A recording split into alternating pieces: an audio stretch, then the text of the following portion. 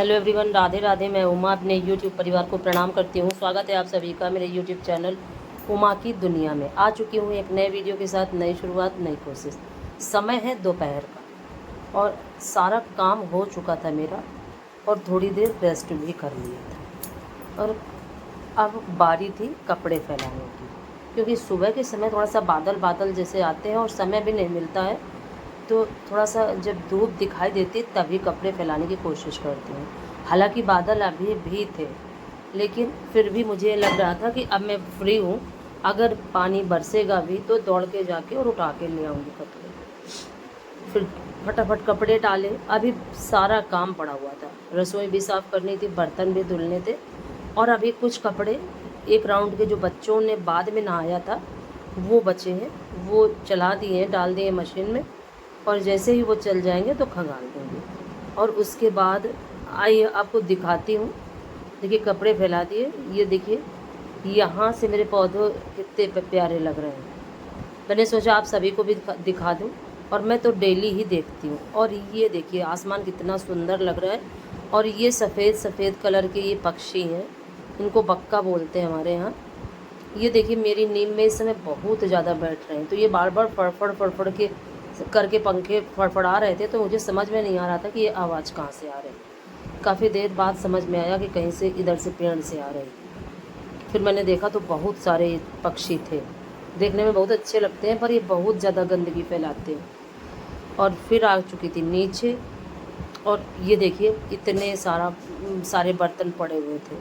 अभी बहुत सारा काम मेरा बाकी था जो मुझे करना था, और सबसे बड़ा काम हमारा बर्तन का ही होता है, क्योंकि बर्तन ऐसी चीज़ है कि कुछ भी खाया तुरंत बर्तन खाली हुए, कुछ पानी भी पिया तो बर्तन इकट्ठे, और ये करते करते पूरा दिन ही बर्तन इकट्ठे होते रहते हैं। ऐसा कुछ भी नहीं है कि बर्तन इकट्ठे ना हो, ऐसा कोई भी उपाय नहीं है मेरी समझ में। और फिर उसके बाद देखिए बर्तन सारे धुल चुकी थी मैं, और अब बारी थी ये बॉटल साफ़ करने की। तो ये बीच बीच में इसको अच्छे से क्लीन करती रहती हूँ, अंदर से भी और बाहर से भी, क्योंकि ये इसमें हाथ तो अंदर जाता नहीं है। तो कोई भी बर्तन हो, जिस बर्तन में हाथ अंदर तक नहीं जा पाता उसे साफ़ करना थोड़ा सा मुश्किल हो जाता है। हालांकि एक और भी हमारे पास जग है, और अब मैं सोचती हूँ, लेकिन साफ़ तो उसे भी करना पड़ेगा, लेकिन उसमें यह है कि हाथ चला जाता है, और इसकी ज़रूरत बहुत ज़्यादा पड़ती है, क्योंकि अगर कभी बच्चे लेट उठे या थोड़ा काम में व्यस्त हैं और बाद में चाय पी, तो ऐसे चाय गर्म बनी रहती है। और अकेले में क्या होता है कि उतना समय नहीं होता है कि चाय को सबके साथ में दिया जाए, मतलब सबको अलग अलग दिया जाए। तो ये लगा करता है कि सबको साथ में बना दो और दे दो, और जो थोड़ा सा 10-5 मिनट लेट भी होते हैं तो अगर इसमें भर के रख दो तो ये गर्म बनी रहती है चाय। तो इसकी ज़रूरत तो हमें हमेशा ही पड़ती है, 12 महीने पड़ती है, लेकिन इसको साफ़ करना काफ़ी मुश्किल है, लेकिन साफ़ करना पड़ता है, क्योंकि खाने पीने की चीज़ कोई भी हो उसको हम हमेशा साफ़ सुथरा रखते हैं।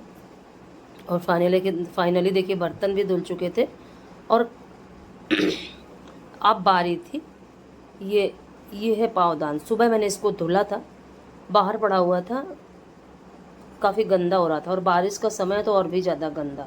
अब बारी थी रसोई साफ़ करने की। अगर आज का वीडियो आपको अच्छा लगे तो वीडियो को लाइक करिए, चैनल को सब्सक्राइब करिए, बेल को ज़रूर प्रेस करिए, और एक प्यारे से कमेंट के साथ अपना प्यार आशीर्वाद मुझे ज़रूर दें।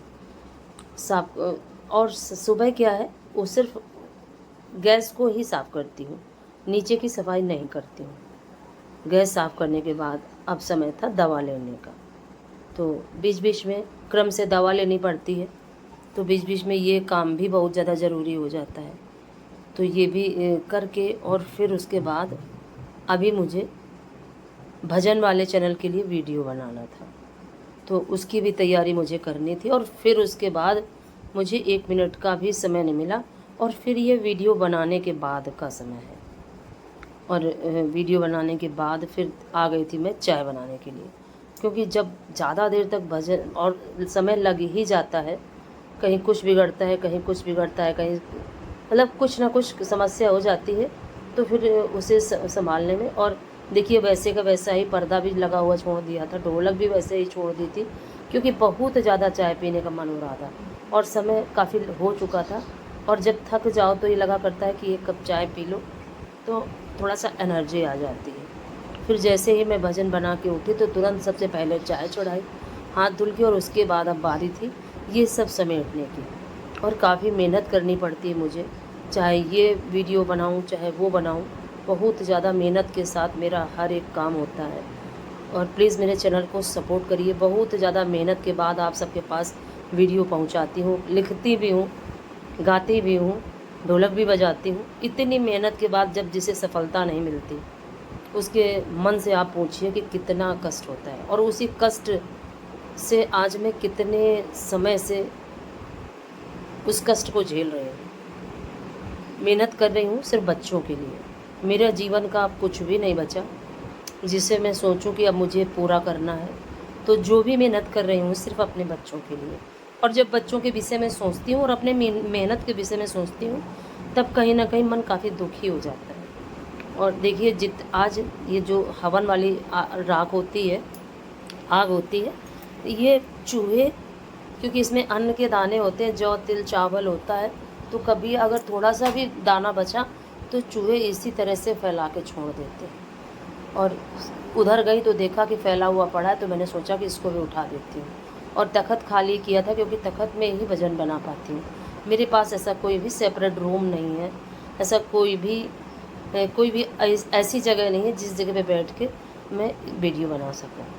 तो मजबूरी में मुझे इसी तरह से, और मैं पहले वाले भी चैनल में जिसका नाम था भजन संगीत उमा शुक्ला, उसमें भी इसी तरह से भजन बना के डालती थी। लेकिन जब इंसान का भाग्य नहीं साथ देता तो उसके साथ इसी तरह से होता है जैसा मेरे साथ हुआ। और फिर देखिए चाय बस बना के और देने ही गई बच्चों को, और बारिश होने लगी। और फिर इतना ज़्यादा बारिश पानी हुआ, इतना ज़्यादा पानी हुआ। और क्या है, ये जो पानी होता भी है इससे गर्मी भी नहीं जाती और पच बहुत ज़्यादा हो जाता है। तो बच्चे फटाफट जानवरों को बांधने में लगे थे और मैं फिर बच्चों को चाय दे के आई। और तब तक देखिए काफ़ी बूंदें आंगन में गिर चुकी थी। और अब मैं भी अपनी चाय ले आई थी, आप लोग भी पी लीजिए। और मेरा तो चाय का एक ही ठिकाना है, पौधों के पास बैठ के, चाहे ऊपर बैठूं और या नीचे बैठूं, तो पौधों के पास बैठ जाओ तो मन काफ़ी अच्छा हो जाता है। पौधों के पास बैठ के चाय पीती हूँ, काफ़ी अच्छा फील होता है। और कितनी भी निगेटिविटी जीवन में हो, अगर हम पौधों से प्यार करने लगते हैं तो अपने आप वो निगेटिविटी हमें पता ही नहीं चलती कि कहाँ चली गई। और कहीं ना कहीं हमारे विचारों में, हमारे मन में निगेटिविटी आती ज़रूर है, और उसको हमें अपने से दूर करना होता है। और ये हमारा ही काम होता है, ये काम कोई दूसरा नहीं करता।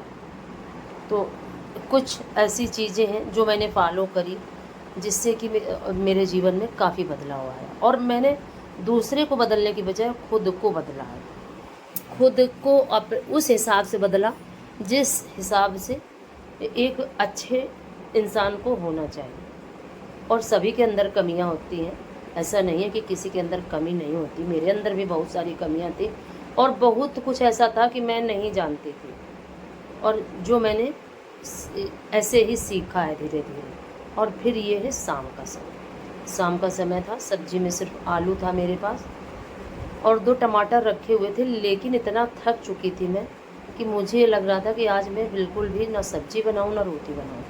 तो तैयारी कर ली थी तहरी बनाने। और जिस दिन वीडियो वगैरह बनाना होता है उस दिन और भी ज़्यादा थकी लगती है, और अपने उतने सारे काम हैं ही।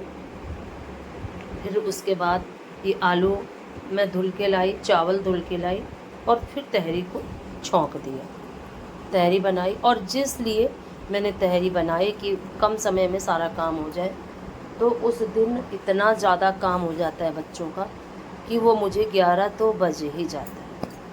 और जब 11 सवा 11 बज जाता है लेटते लेटते, तो फिर नींद आती है, अगर बिगड़ जाती है तो फिर बहुत दिक्कत होती है। फाइनली देखिए तहरी मैंने छौंक दी थी, और अब इसको अच्छे से थोड़ा सा फ्राई करके इसमें पानी डाल दूँगी और कुकर को ढक्कन बंद कर दूँगी। बस अगर आज का वीडियो अच्छा लगे तो प्लीज़ सपोर्ट ज़रूर करिएगा। और फिर उसके बाद जितनी देर तहरी मेरी पकी उतनी देर में मैंने सारे कपड़े तह करके और रख दिए। और प्लीज़ मेरे वीडियो को सपोर्ट ज़रूर करिए। कल मिलती हूँ एक नए वीडियो के साथ, एक नई उम्मीद के साथ, एक नई कोशिश के साथ। तो जितना हो सके मेरे वीडियो को शेयर करिए, जिससे कि मेरा वीडियो ज़्यादा से ज़्यादा आगे बढ़े। वीडियो देखने के लिए धन्यवाद।